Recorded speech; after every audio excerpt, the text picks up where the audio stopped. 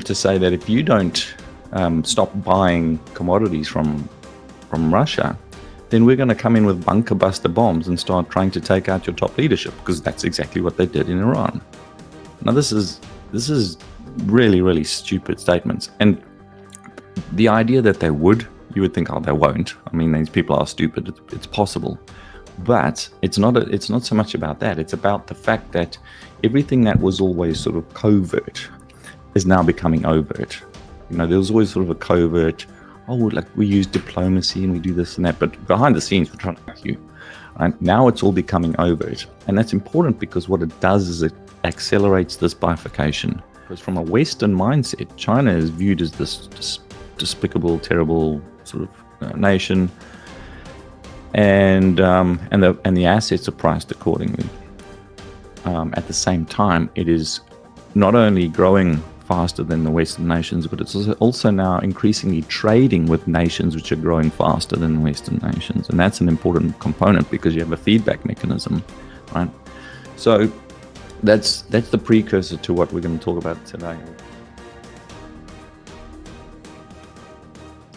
You're watching CapitalCosm. My name is Danny. It is July 22nd, 2025, and my two guests today are Brad McFadden and Chris Macintosh from Capitalist Exploits Insider, my favorite newsletter, the newsletter that really steered me to the direction that I am today, to really influence me to start this channel.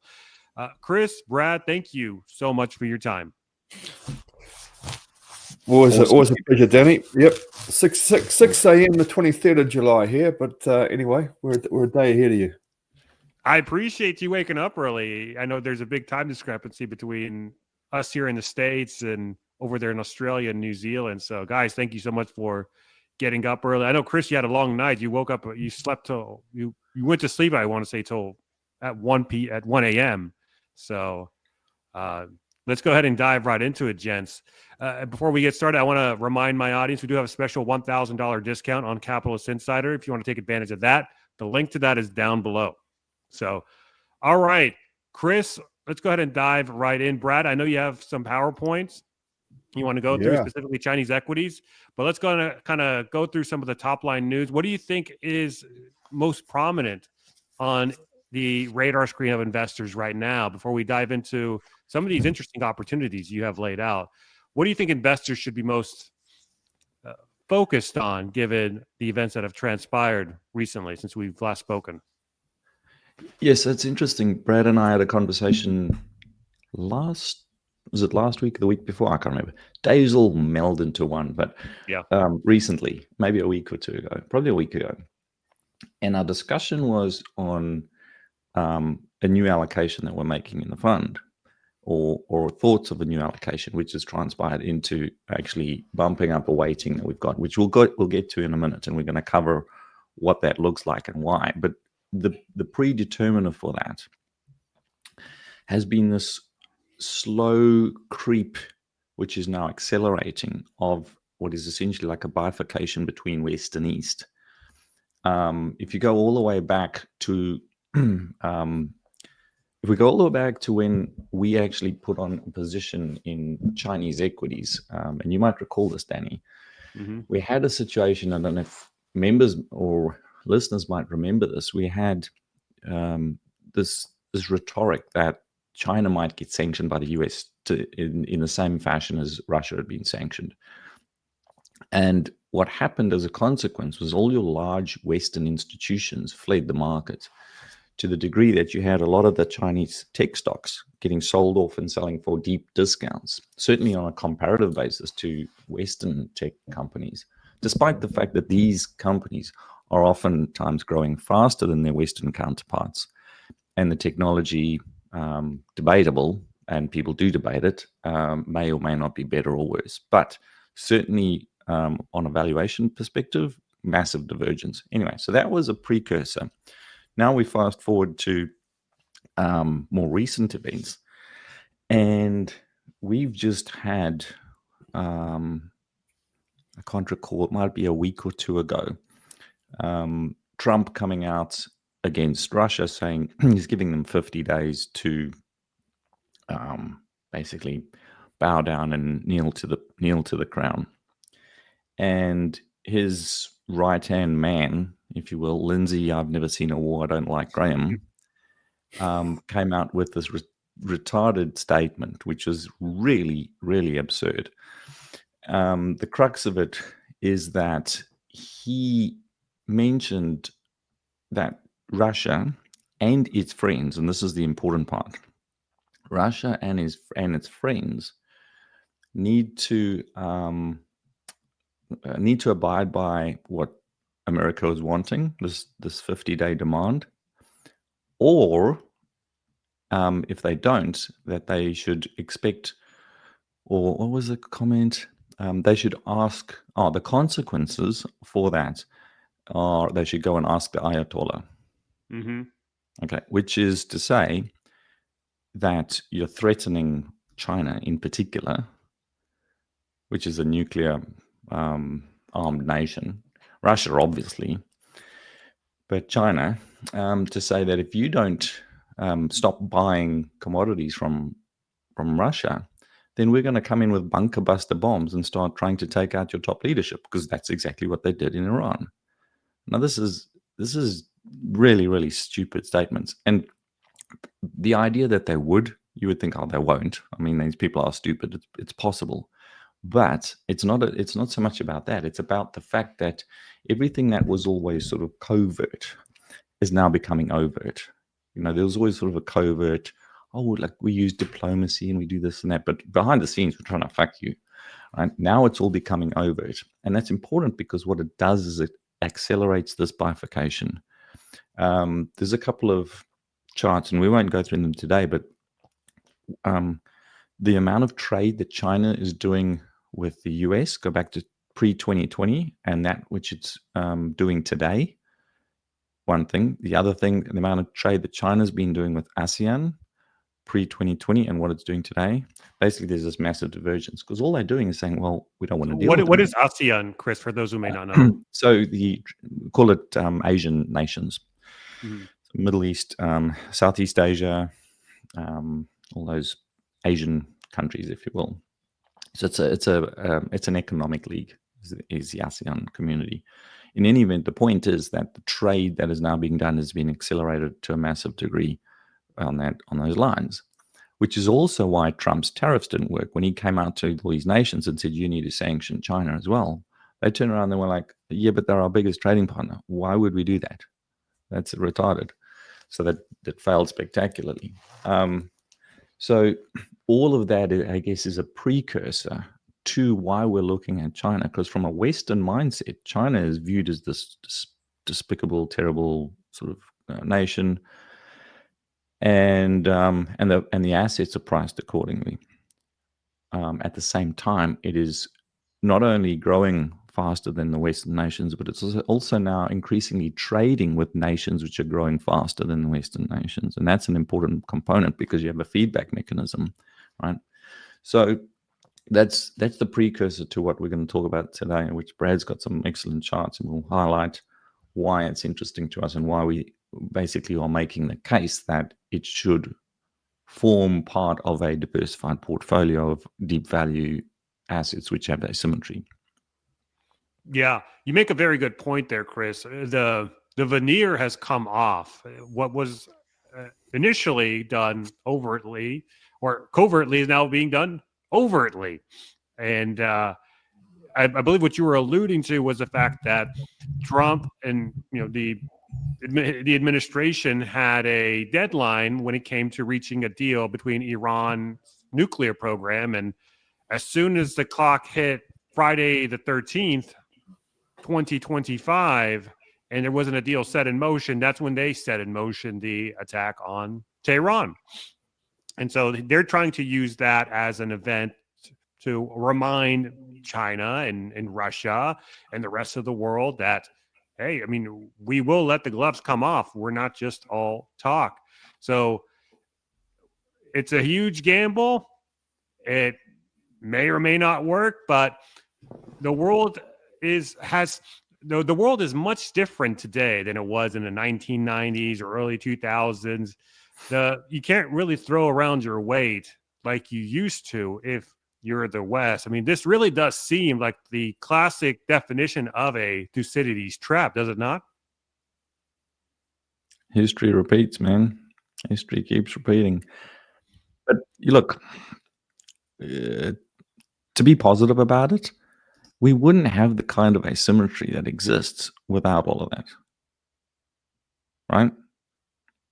If everything was hunky-dory, everybody was happy with everyone else, then equity multiples would be different. It's that simple, because it's with that risk that comes a different pricing. The challenge is to say, is the risk mispriced? And or is there something that you can add to your portfolio which is wildly different to the rest of your portfolio, which provides a diversification of assets while at the same time still representing asymmetry, which is what we target in the portfolio. And we think resoundingly the answer is absolutely yes. Yeah, well, let's go ahead and dive right into some of this research you guys have done. Let's go ahead and kick it off, Brad. What do we got here? Well, we always like to start off with a bit of a quote. This is from John Maynard Keynes. Successful investing is anticipating the anticipations of others. There we go. Words of wisdom. All right. Forward thinking. Hey? Being forward thinking. Forward thinking in terms of what others are going to think. That's the essence of it, I guess. It's meta. It's a meta form of forward thinking, I guess. Well, there we go. Yeah. Okay. So China, as Chris said, with the recent addition to our portfolios, we've always had an allocation to we've had an allocation to sort of Chinese sort of tech stocks or the internet sector. We bought into that sort of late last year, I think it was September, October. But we've always had an allocation to a number of Hong Kong small cap equities. But that's in fact that was the one market that had so much huge value, and we sort of had to sort of cap how much we put into there. And then the values just kept on. I said to Chris, "There's so much value in China. We keep looking, and these stocks just keep popping up. It's almost like I can't decide which ones to pick. There's so much value there." So we sort of did a bit of a cop out, and we just bought the Chinese small cap ETF. What is it? ECNS, I think it is. We'll go through it. Now this is just an absolute chart. It goes back to 2007. It's below where it was in 2007. Unloved, unwanted. Looks even more romantic when you start looking at relative to the S&P 500. What's that down? Gosh, 87% thereabouts. And what's that? 30% up this year against the Russell. It's up 38%. That little blip there, insignificant blip. That's a 30% move relative to the S&P 500. But yeah, that's a vicious bear market, unloved, unwanted to say the least, and that's relative to the Russell 2000. So what's important to understand, just with this very quickly, is because it's a relative thing, is to go and look at the S&P 500 and see how wildly overvalued that is on an absolute and a relative basis. And when you look at it from that perspective, then it becomes it's a situation where you say, if you are invested into that, that's a huge risk, and you should probably account for that in some shape or form. And we think this does exactly that because it's completely uncorrelated. And capital doesn't just disappear when an asset class goes down. It rotates from one place to the other. It goes from overvalued to undervalued. Yeah.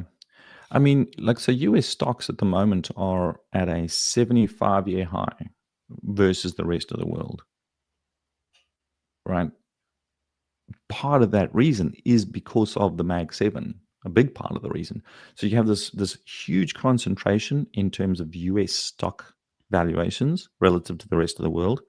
Within the US, when you dig into the US, a lot of that component is within this Mag 7. So basically you have like these 7 companies, call it 10, which are hugely influential in that entire dynamic. If anything goes wrong with those, that whole weighting changes. And what you need to understand is asset managers will place bets and allocate capital largely often in accordance with market cap weightings. So those market caps start falling, you'll see like a reversal into, again, like you say, it doesn't disappear. Like if you're an asset manager and you have a mandate to invest in equities, you have to invest in equities. If your US equities are coming under pressure, you go, oh, what else is there? Oh, shit, what do I buy? And suddenly valuation matters. You go, oh, well, gosh, imagine buying Nvidia at 55 times PE wasn't the best idea. Now suddenly valuation matters. What do I buy? And so you can have these rotations of capital, and they can be incredibly violent. Yeah. And I mean, you can see, I mean, the asymmetry is on the side of Chinese small cap stocks, especially when you compare them with things like the Russell 2000 here in the States. So yeah, you're right there. The asymmetry is huge, and this, a little blip. I mean, that move there year to date, that's a 40% move year to date. And hop, skip, and jump. This is at 40. mm-hmm. This is all indexed to 100, by the way. This chart here, it's at 40, and it's still probably undervalued. So yeah, there we are. Just in terms of the breakdown of what's in these things, so oh god, stuff I've never heard of, but it's very, very cheap. You're getting a dividend yield of about projected yield of about 5% from these stocks. That just gives you an idea of how cheap they are. Quite diverse in terms of healthcare, tech, good old-fashioned consumer stocks, so on and so forth. All right, so tracking the moves in gold, silver, uranium, or oil.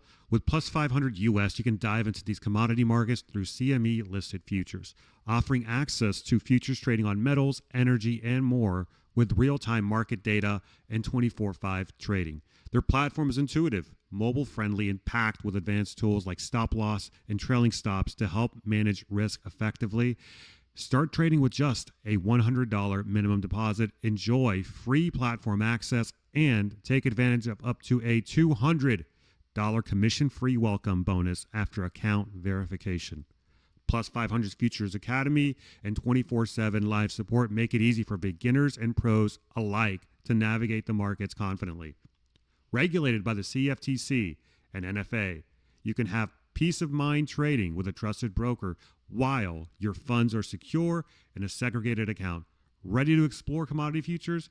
Click on the link below to apply for your account and trade smarter. And a quick disclaimer, trading futures involves the risk of loss and is not suitable for every investor. Not all applicants will qualify. So you've got the asymmetry on one side, then you've also got a decent yield on the other as well. There we go. That's it. Yep. What more do you want? That gives you an idea of how cheap these are and how we're just struggling to sort of pick which one's off the best value. There's so much value out there. Okay. So this sort of leads into the next sort of the slides we've got. We're going through the different themes in the market, themes or sort of major trends, call it what you will. So world versus US equities, value versus growth, emerging markets versus the world, commodities versus the world, small caps versus large caps, energy and mining versus the world. So we'll go through all those. Just on the China thing, this is just taken from Bloomberg. This is this table on the right-hand side here. Look at the Hang Seng and the CSI. Sitting on P's of 11 and 16 and forward P's of 11 and 14, which compares somewhat favorably to what you got in the US and pretty much all over the world. In fact, that's where the value is. Again, it's in emerging markets. All right, so before we get on to that, so this NVIDIA thing, we were amazed last year and we continue to be amazed now. So the NVIDIA, to double in size now, NVIDIA needs to find 60% of the market cap of the Japanese stock market to do so. Or it's got to find the same market cap thereabouts as the Indian stock market and and you could throw the whole UK stock market at it, and it's only going to increase it by about 80%. Or 150 Argentinas, like we were talking about. Yeah, or just pick some random figure. Or you could just say Canada and Germany together, or yeah, there we go. For Argentina, it's as we were talking about this before. So Argentinian stock market's 52 billion market cap. We've got 4.2 on Nvidia. So that's 7,800% relative difference. It's not bad. It's almost twice the German market. Well, maybe give it a few more weeks, and maybe 55 PE. So the biggest company in the world sits on a PE of 55. Like Chris and Danny, I thought I'd seen it all in the TMT bubble, and no, not. Oh goodness. Well, there we go. Is that? I mean, the fact that it's that high, is that a sign of something coming down? Like, is this a risk on type of moment right now? Are we in risk on territory? Well, yeah. Well, we don't get. Things are very strange, Danny, because if we were on a risk on, then bonds would be bid ordinarily, and they're not. But then that comes back into what I was talking about, global bifurcation. Much of the bonds have been bid by foreign investors. And now, of course, they're threatening all of the foreign investors that have been buying US bonds. You're threatening China, and you're threatening the rest of the world. Why would they want to own or hold your assets? They won't. And that gets complex. That gets into things like altcoins, or not altcoins, stable coins, which is actually a bid. It's an underlying synthetic bid for US bonds. And I think it's a desperate Hail Mary attempt to try and prop that up. Because why is it that the administration went from, we hate crypto, it's terrible, to, oh, we love crypto? It's because it's an ability for them to hold up this failing system of the bond market. But ultimately, we don't need to know when or how that collapses. Purely from a rational basis, you buy assets that are cheap, where your market has presented an opportunity to do so. Now, as a result of all these things we've discussed, you don't have to get too much into the weeds of why that might be. You just know that these assets are cheap. So pulling it into your portfolio to de-risk your portfolio makes a whole lot of sense. I see. I was listening to an ebook, and they were talking about Sears Roebuck back in the 1970s and early 80s, how it dominated the scene, and it fell apart. Same with GE, so on and so forth. These companies, when significant outperformance and significant profitability always leads to new entrants coming into the market, it's going to be very, very difficult. Getting to the top is one thing. Staying there is something else. Now, look, NVIDIA's earnings have been growing. There's no question of that. They've been growing quite spectacularly. But to project the earnings growth, to continue like that, yeah, good luck on that one. Anyway, so into these sort of major trends, call it sort of what you will, trends or themes. This is the world versus the US. You've probably been through this many, many times before. It's MSCI World ex-US versus MSCI World. So essentially the world versus the US.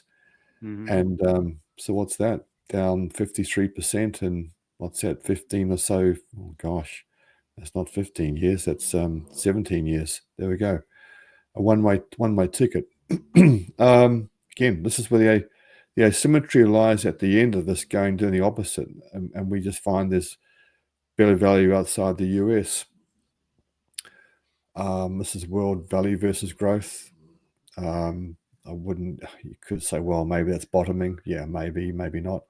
But certainly that's, it's in the value sector where we find all the value, no pun intended, as opposed to so-called growth stocks. So this is emerging markets versus the world from its peak in 2011, down 67%. You could say, well, maybe some bottoming phase at the moment, a little bit early to tell, but whatever. It's just that we look at emerging markets and it's so easy to find great value. So the world is cheap against the U.S. Emerging markets are cheap against the world. Yes, and emerging markets are cheap against the world ex the US. Yeah. That's this is why we sort of are finding we've got sort of big allocations towards emerging markets in our portfolio. This is no surprise to anyone. This is commodities versus the world, still down 73% from where it was in sort of the mid 2000s. So I want to ask you guys a question. I had Doomberg on the show recently, and I asked him about his outlook on commodities and mining stocks and so forth. And his reply was that, institutions and hedges are less likely to invest in these commodity stocks. And given the fact that technology is always creating ways to produce commodities cheaper and better, and et cetera. And a lot of these mining stocks are tend to be scams or really crappy businesses. I wanted to get your thoughts on those comments because the commodity sector is indeed cheap, but what's your view on the fact that there's like these negative aspects to it? He's absolutely correct in terms of over the course of time, commodities are a deflationary asset as a consequence of technology. We used to dig them out of the ground with a shovel. Now we have mining trucks, and so technology keeps advancing, and it makes the extractive process on a relative basis cheaper and more productive, which of course lowers the cost of the underlying asset. Where that doesn't stop, on the other hand, the process by which you get there, and the process by which you get there is the commodity price moving to the extent that technology needs to come in. What I mean by that is the cyclicality of commodity markets. Rick Rule talks about this quite a lot.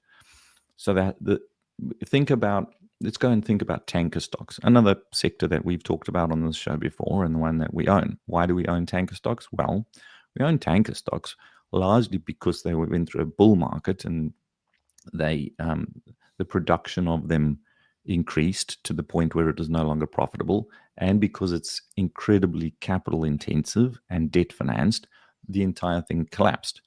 As a consequence of the collapse, there now is a massive dearth of participants in the market. There's only a few players, and the prices and the tanker rates and all of that are increasing to the point where now the cash flows are strong, as well as a lot of the debt's being written off. But it's like you needed to go through that process before there's like an incentive to go, oh shit, we got to fix this. We have a problem here because we're losing money, and what do we do?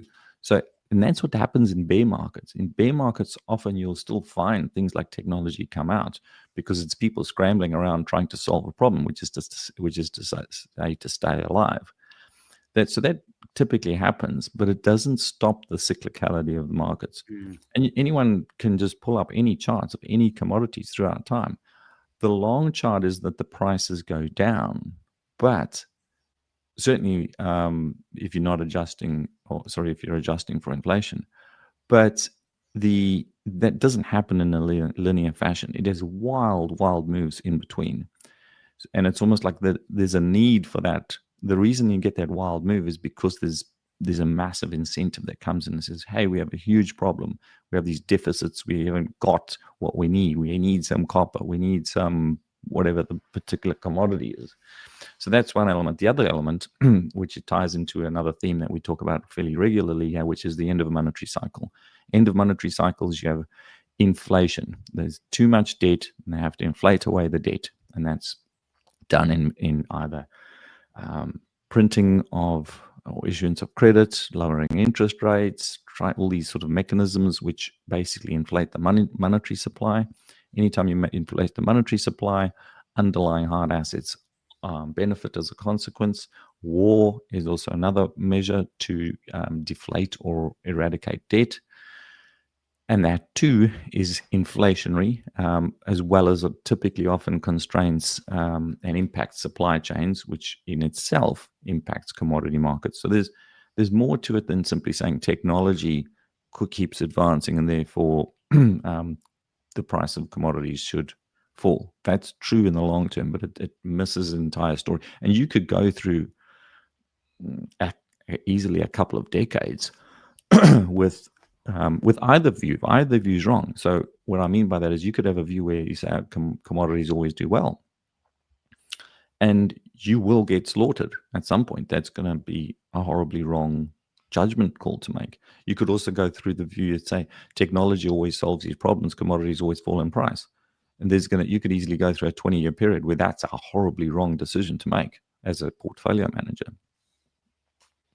Yeah, fair enough. I mean, in a sense, like you said, he is correct, but sometimes being correct doesn't make you right in every situation. And in this case, the volatility in commodities, when you zoom out, it's cyclical. It goes up and it goes down rapidly. These are not Coca-Cola stocks or Delta stocks where you just buy and hold for the rest of your life.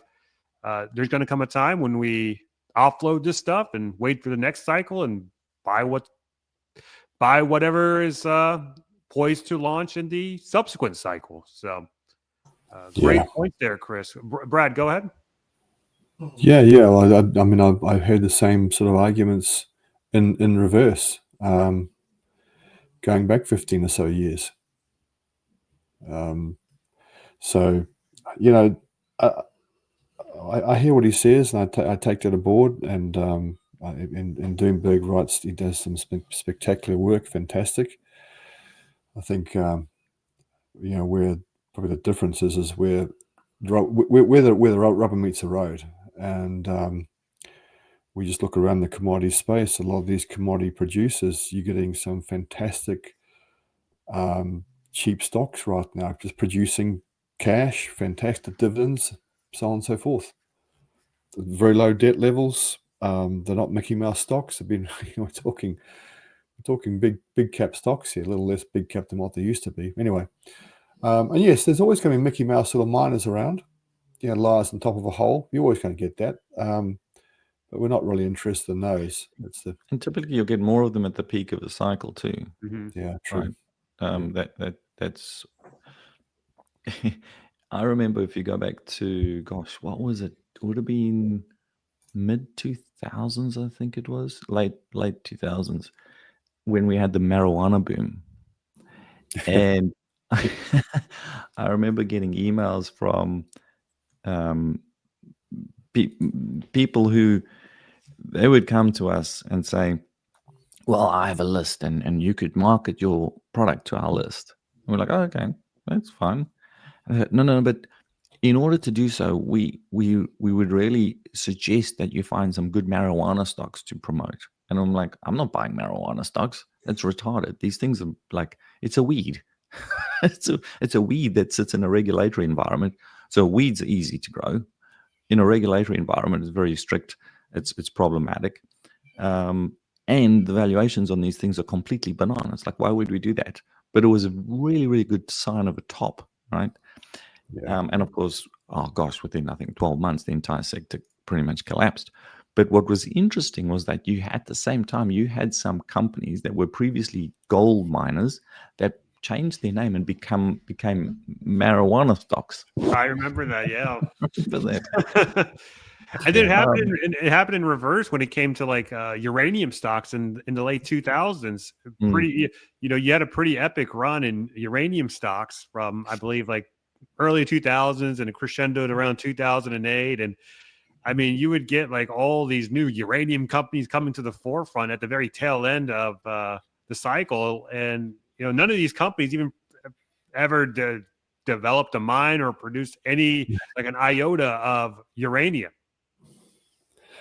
Yeah. And I recall going back, when was this? Probably 2017, 2018, Chris, when all these little cobalt miners were popping up. And I mean, gold mining companies, actually probably more so copper mining companies changing their name to be something cobalt. Because they had like 5% of their supply was cobalt. Suddenly they were like cobalt blue or blah blah. Yeah, And yeah. It's kind of like you the guys tech were a boom copper too. mine. Like in the tech boom, that you started seeing these influx of companies just changing their names to a .com, Yeah, right? yeah, Mhm, And now you mhm, saw it recently with everyone just mhm, kind of adding an AI towards mhm. to the end of their 100%. company too. So 100%. same So, stuff. so The when other we thing- get when this space is doing that, we'll probably be out already, but that'll be a really, really good sign. And to the point that you made, Brad, I recall this time where commodity prices could do nothing but go up. Like that became the narrative. And then the rhetoric was, but hang on a second, technology typically solves these problems. But like, no, this is the peak oil debate. Remember peak oil? Oh, we're peak oil. And the counter to peak oil was technology will solve the problem, which it did. Right. But peak oil could only exist in a bull market in oil. Peak oil theory or narrative wasn't going to gain any traction in a bear market in oil. So basically, bull and bear markets create the narrative, yeah, is what happens. Mm-hmm. Because the brain operates like this. It sees something and it sees a price and it says, well, the price is right. It must be right because I see it in front of me. So then it says, how do I justify the price? It's like walking into a store. You could have, like, say, a Rolex and a Hublot and then a freaking Casio, right? And the Casio is $100 and the Hublot's $500,000. The brain goes, it must be it. I can see the price is $500,000, so it must be amazing. Now, I don't know anything about Hublot's, but I suspect that your Casio is going to do the same job. And like, is it $500,000? Is it really worth $500,000? No, I can't say that it can be. It's worth $500,000 largely as a consequence because it's very limited in supply. That's how they keep the price high. So they create a big narrative and they create a scarcity of resource. And so now there's only so many people that are dumb enough to go and buy a $500,000 watch. And good luck to them. But the brain has to justify what it sees in front of it, and so it goes, oh, well, there must be a reason. So why are commodities cheap? Why is this? And the brain then looks around for answers as to why that is the case. That's how it works. Same is true whether it's a bull market or a bear market. People are looking at Nvidia now. They're justifying why Nvidia makes sense at 55 times PE. And it could get to 65 and they'll go, oh, but I can see it. It's there. It's in front of me. It's trading at this number. So what's the validation? There must be an answer. It's hopium. It's just it's hopium, and it's a blind. It's a need for a rationalization to make a move to do something, right? You can't just miss out. That's the whole concept of FOMO. yeah. Yep. The other thing I'd sort of want to say in terms of this whole commodity debate, it's not just as it's broader than that, but we try and position for where we see things in 5+ years time. Perhaps we go back to that initial slide. You anticipate what people are anticipating. The commentary we see around now, but then you could take oil for example. It's all about here and now. It's about stock levels. It's about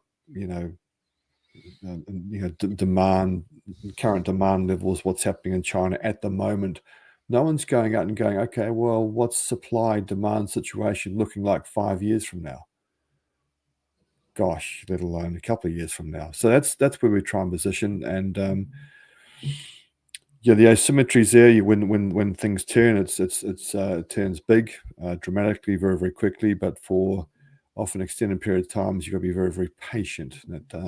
That does wear thin at times. Anyway, so right, commodities versus the world, same sort of theme, coming through all these things here. What else have we got? World small caps versus large caps. No surprise, we find great value in small, particularly. So what I should have done here is I should have looked at small cap emerging markets versus the world. That would be an interesting chart, wouldn't it? But you can tell what it would be doing. It'd be like even worse than this. Yeah. So that's no one's looking at this stuff. Everyone's up to their eyeballs in the big caps, particularly the growth stocks.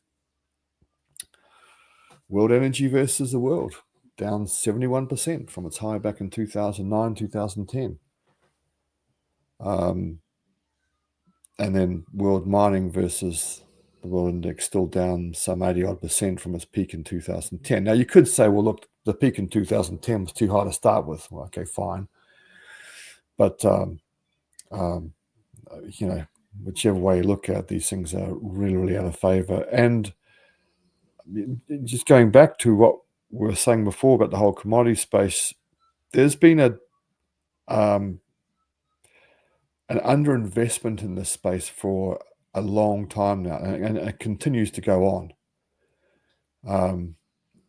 Perhaps people are relying too much on technology and not taking notice of changes in geology that are starting to occur in certain oil and gas fields in certain locations in the US. Time will tell. Anyway, so going back to, we can probably go back to, where's that? There we are, the themes. Those are all huge extremes in those themes. You've had 15, 20-year bear markets. And we're drawn to where the value is, where people are not looking, and this provides so much asymmetry, as you've seen in all the charts we've just shown you.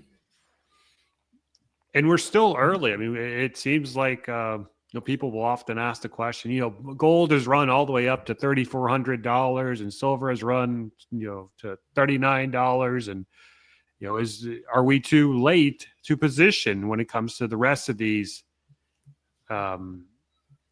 equities and assets? Well, the thing with gold, of course, is that it's mined. So you say, okay, fine, that's the price of gold. But if you look at the gold equities, they're the cheapest they've been in 45 years on a free cash flow basis. The companies that mine them are very profitable, more profitable than they have been in nearly 50 years. And no one really cares. So people are saying, oh, gold's doing well, that's nice. And you say, well, who produces that stuff? Oh, these guys over here. Oh, they're very profitable. Interesting. Okay. Are they cheap? Yeah. Like it doesn't have to get that complex. But again, this is as a consequence of long-term cycles. I think it was Jim Rogers who said that bottoms in the investment world don't end with 4-year lows; they end with 10 to 15-year lows. And sometimes they end with 20-year lows, which is what we're looking at. Those are opportunities. It's with the other quote I think he had was to say that he likes to be lazy. He likes to wait until the gold is sitting in the corner and nobody wants it, and he just goes there and picks it up. I'd like to think that we have much of that approach, and we look at these long-term, deep cyclical pots of gold sitting in the corner, which if we pick up, let's say there's 10 of them, you only need like 2 of them to really outperform, and you will outperform the market. You buy what you said there's right too, Chris. We're getting paid to wait at the moment. We're getting great dividend yields on these stocks. They're cheap. Cash flows are fine. Yeah. And no one's anticipating or positioning for what may happen. We think it will happen, but what will likely happen 5 years out in terms of a big pickup in the earnings in these companies. So that's wonderful situation. Often what you find at the bottom of these cycles, you've got to anticipate what the earnings will do. You've got to buy these companies on when they're making losses, and that's not the case at all.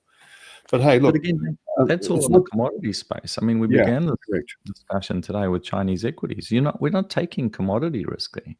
So this isn't like, you don't need to be solely onto one thing. You just look for themes. You look for these deep asymmetric setups, and we have that in Chinese equities. You're buying ordinary companies that are producing widgets and technology and biotech and spark plugs and a whole host, healthcare. There's a whole host of things within the I think you got a listing out there. Yeah, there's a listing. If I can find it, hang on. Does the fact that the U.S. is far more reliant on China versus, let's say, Russia make the risk of the same sanctions that we saw on Russia less likely? Yes, absolutely yes. If look, if the US decides to actually press ahead with sanctions, and if subsequently if China decides to just shut off that supply, I'm not saying that does, because that would probably send the world into a global depression. But who knows? If that would happen, then the greater the country that would be hurt the most would be the US. Absolutely, it cannot function without China. Now, which would then take the next step, and the next step would be war, 100%. So we're in a precarious situation, which is why I don't think they will sanction, because the repercussions to sanctioning China are that China could turn around and say, well, we're not going to send you any goods, and we will take the risk of sending the global economy into a tailspin, but we'll do it because we basically don't want to be slaves to you. And the repercussions to that would almost uncertainly be war. So you would hope that calmer heads would prevail and we won't get something like that. Now, again, you can't eliminate all the risk. What you can just simply do is try and analyze that risk and then manage it. So for us, we see that as being a risk. We understand it. Certainly the market's pricing it right now. The market's pricing it as if it's already taken place almost. So if it doesn't take place, we could sit on these things, and that, as Brad mentioned, a lot of them are paying out dividends. Like, our risk to the downside, we think, is relatively low. And you can also manage that by position sizing. You don't have to go and put on a 30% weighting into Chinese small caps. But certainly having some weighting into it diversifies your portfolio, gets you into we believe, an asymmetric type of trade setup, which you can sit and be calm. You can patiently wait. I suspect we could sit on this thing for the next 5 years. I anticipate we probably will. Time will tell. But and collect some pretty solid yields in the process. Mm-hmm. Yeah. Yep. And I don't think you'd have to worry about being in Chinese equities. As an example, we'll have to worry about what happens with NVIDIA. No. Yeah. That's a completely different risk profile there. Or whether Facebook makes a profit or not. Mm-hmm. Who cares? Yeah. Yep. Very good. Well, all right, guys. Before we sign off here, I want to encourage my audience to check out Capitalist Insider. We do have a special $1,000 discount. Link to that is down below. If you want to unlock, some of these great opportunities that we've just talked about today, I highly encourage it. I've been a member for 5 years now, over 5 years, and I've seen some pretty spectacular returns on my portfolio. If there's a newsletter to get, it's certainly this one. So, Chris, Brad, anything else you'd like to add on top before we wrap things up here? No, nothing I can think about. No, all good. Thank you so much, Danny. Always a pleasure to come on and chat. Yeah, it's always a pleasure having you guys on. You're always very lucid in your analysis and very grounded and and deep in your analysis. And some things you can't get anywhere else. So thank you guys for watching. If you enjoyed this podcast, drop us a like and comment, go Chris, go Brad, go in the comment section. If you disagree with anything, that's okay too. But let me know why you disagreed. I do, in fact, read the comments. So drop me your thoughts down below. Subscribe to the channel so you don't miss an episode, and to help us get boosted in the algorithm. Every little bit certainly does go a long way. So if you'd like to get the message out to more and more people, then hitting that like button, commenting, subscribing, doing all that YouTube stuff helps a great bit. And then check us out on Substack at CapitalCosm.substack.com to get early access, ad-free versions, and uncensored versions of all of my content. With all that said, guys, thank you for coming on. And people in the audience, thanks for watching. I'll catch you later. Thank you. Bye. Thanks, James.